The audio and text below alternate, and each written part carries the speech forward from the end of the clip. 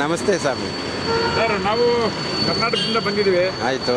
So ಇವತ್ತು ತಮಿಳುನಾಡಲ್ಲಿ ಒಂದು ರಾಜಕೀಯ ಆಟಗಳು ಸುಮಾರು ಆಗ್ತಾ ಇದೆ. ಹೌದು.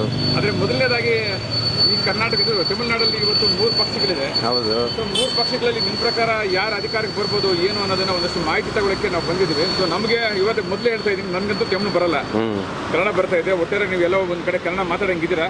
ದಯವಿಟ್ಟು ನಮಗೆ ಈ ಬಾರಿ ತಮಿಳುನಾಡಲ್ಲಿ ಯಾರು ಬರಬೇಕು ಏನು ಅನ್ನೋದನ್ನ ಸ್ವಲ್ಪ ಮಾತಾಡಿ ಸರ್.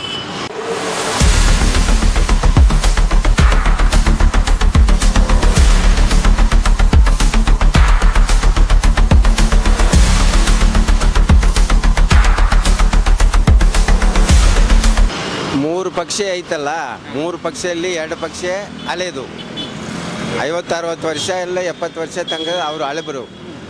ಆವಾಗಿನ ಕಾಲಕ್ಕೆ ಅದು ಸರಿ ಆಯಿತು. ಈಗಿನ ಕಾಲಕ್ಕೆ ಏನು ಬೇಕು ಅಂತ ಈಗಿನ ಕಾಲ ಹುಡುಗರು ಅವರು ಸೆಲೆಕ್ಷನ್ ಮಾಡಿ ಒಬ್ಬರನ್ನೇ ಕರ್ಕೊಂಬಂದಿದ್ದಾರೆ. ಅವರು ಬೇಕಂತ ಅವ್ರು ಆಸೆ ಪಟ್ಟು ತರಿಸಿದ್ದಾರೆ. ಅವ್ರನ್ನ ಆಳಕ್ಕೆ ಬಿಡ್ರಿ. ಸೊ ಈಗ ವಿಜಯ್ ಅವ್ರದ್ದು 108 ಬಂದಿದೆ. ಹೌದು. ಸೊ DMKದು 70 ಬಂದಿದೆ. ಹೌದು. ಸೊ AIDMK 45 ಬಂದಿದೆ. ಸೊ ಇವಾಗ ಪರಿಸ್ಥಿತಿ ನಿಮ್ಮ ತಮಿಳುನಾಡಲ್ಲಿ, ನೀವು ತಮಿಳುನಾಡು, ಹೌದು, ಮೂಲತಃ ಏನಾಗ್ಬೋದು ಅಂತ ಯಾರಾದರೂ ಒಬ್ಬರು ಸಪೋರ್ಟ್ ಮಾಡಬೇಕು. ಹೊಟ್ಟೆ ಉರಿ ಇರಬಾರ್ದು. ಯಾರು ನಮ್ಮ ದೇಶನ ಕಾಪಾಡೋಕ್ಕೆ ಯಾರಾದರೂ ಒಬ್ಬರು ಬರಬೇಕು. ಅದು ನಿನ್ನ ಕೈಯಲ್ಲಿ ಆಗಲಿಲ್ಲ, ನಿನ್ನ ಮೇಲೆ ನಂಬಿಕೆ ಇಲ್ಲ ಅಂತ ನಿಮ್ಮನ್ನ ಹೊರಗಡೆ ತಳ್ಳಿಬಿಟ್ರಲ್ಲ. ಯಾವನು ಬೇಕಂತ ಅವನು ನಂಬಿಕೆ ಇಟ್ಟು ಇಲ್ಲಿ ಕರೆದಿರಲ್ಲ, ಅವ್ನು ಬಂದಿದ್ದಾನಲ್ಲ, ಹಿಂದುಗಡೆ ಇರೋರು ಸ್ವಲ್ಪ ಸಪೋರ್ಟ್ ಮಾಡಿ ಮುಂದೆ ತಳ್ಳಿರಿ, ತಪ್ಪಿಲ್ಲ. ಸೊ ನಿಮ್ಮ ಪ್ರಕಾರ ಇವತ್ತು ತಮಿಳುನಾಡಲ್ಲಿ ಟ್ರೆಂಡ್ ಹೆಂಗಿದೆ? ಯಾರು CM ಆಗಬೇಕು ಅಂತಂದ್ರೆ? CM ಆಗಬೇಕು, ವಿಜಯ್ನೇ CM ಆಗಬೇಕು. ಇನ್ ಕೇಸ್ ಈಗ ವಿಜಯ್ ಬಿಟ್ಟು ಬೇರೆ ಯಾರಾದರೂ ಆದರೆ ನಿಮ್ಮ ಪರಿಸ್ಥಿತಿ ಹೆಂಗಿರುತ್ತೆ? ಅದು ಅಷ್ಟು ಸುಲಭ ಆಗಲ್ಲ. ಹೆಂಗೆ ಅಂತ ಯಾರು ಹಳೆಬರು ಬಂದು ಅವರು ಇಬ್ಬರು ಹಳೆಬರು ಇಬ್ಬರು ಒಂದು ಕೂಡಿ ಆಚೆ ಮಾಡಿದ್ರೆ ಕೂಡ ಜನಗಳು ಒಪ್ಪಲ್ಲ.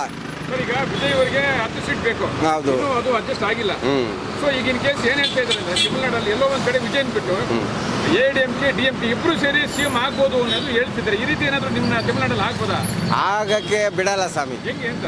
ಯಾಕಂದ್ರೆ ಇವನು ಒಂದು ಕಲ್ಲ, ಅವನು ಒಂದು ಕಲ್ಲ. ಯಾಕೆ ನೀವು ಇಬ್ಬರು ಕಲ್ಲ ಅಂತೇನೆ ಹೊಸಬಣ್ಣ ನಾವು ಒಬ್ಬನ ತಯಾರು ರೆಡಿ ಮಾಡಿ ಬಂದಿದ್ದೀನಿ. ಅವನು ನಾನು ಒಳ್ಳೇದು ಮಾಡ್ತೀನಿ ಅಂತ ಬಂದವನಲ್ಲ.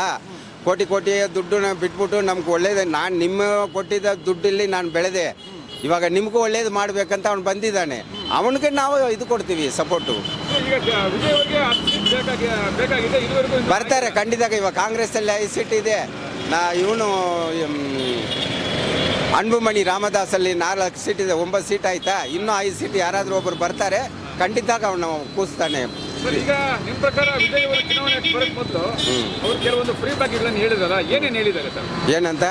ಇವಾಗ ನಾನು ಗೆದ್ದರೆ ಇದು ಕೊಡ್ತೀನಿ, ಅದು ಕೊಡ್ತೀನಿ ಅಂತ ಹೇಳಿದ್ರೆ ಏನೇನು ಕೊಡ್ತೀನಿ ಅಂತ ಹೇಳಿದ್ದಾರೆ? ಅದು ಬೇಜಾನಾಗ ಹೇಳಿದ್ದಾರೆ.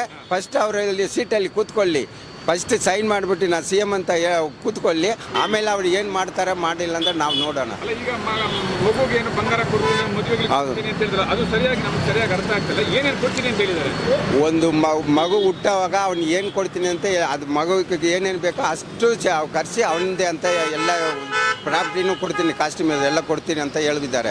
ಒಂದು ಹುಡುಗಿಗೆ ಮದುವೆ ಆದರೆ ಅವಳಿಗೆ 1,000 ಗೋಲ್ಡು, ಒಂದು ಪಟ್ಟಿ ಸೇರೆ, ಅವಳಿಗೆ ಬೇಕಾಗಿರೋದು ಎಲ್ಲ ಕೊಡ್ತೀನಿ ಅಂತಾನೆ.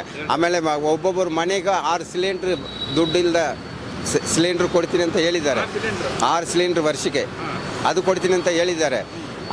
ಇಷ್ಟೆಲ್ಲ ಹೇಳಿದ್ದಾರೆ. ತಿಂಗಳಿಗೆ 2,500 ರೂಪಾಯಿ ಕೊಡ್ತಾರೆ ಒಂದೊಂದು ರೇಷನ್ ಕಾರ್ಡ್ಗೆ. ಒಂದು ಹೆಣ್ಮಕ್ಳಿಗೆ ಮನೆ ಆಳುಗಳಿಗೂ ಅವಳಿಗೆ ಒಬ್ಬೊಬ್ಬರಿಗೆ 2,500 ರೂಪಾಯಿ ಕೊಡ್ತೀನಿ ಅಂತ ಹೇಳಿದ್ದಾರೆ. ಈಗ CM ಆದ್ಮೇಲೆ ಇವೆಲ್ಲ ಕೊಡಬೇಕು ಖಂಡಿತ. ಕೊಡಲಿಲ್ಲ ಅಂದ್ರೆ ಏನಾಗ್ಬೋದು? ಕೊಡಿಲ್ಲ ಅಂದ್ರೆ ವಿಜಯ್ ಅಷ್ಟೇ. 5 ವರ್ಷಕ್ಕೆ ಅವ್ರಿಗೆ ಚಾನ್ಸ್ ಕೊಟ್ಟಿದ್ದೀವಿ. ಅವ್ರು ಹೇಳಿ ಇಷ್ಟು ಕೊಟ್ಟು ನಮ್ಮ ಹತ್ರ ಮಾತಾಡಿ ನಮ್ಮ ಹತ್ರ ಗೆದ್ದಿದ್ದಾರೆ. ಅವ್ರು ಮಾಡಲಿಲ್ಲ ಅಂದರೆ ಆಮೇಲೆ ಕತೆ ಬೇರೆ ಆಗುತ್ತೆ. ಸರ್, ಒಟ್ಟಾರೆ ನಿಮ್ಮ ಪ್ರಕಾರ ವಿಜಯ್ ಆಗಬೇಕು ಅಷ್ಟೇ. ವಿಜಯ್ ಆಗಬೇಕು ಅಷ್ಟೇ.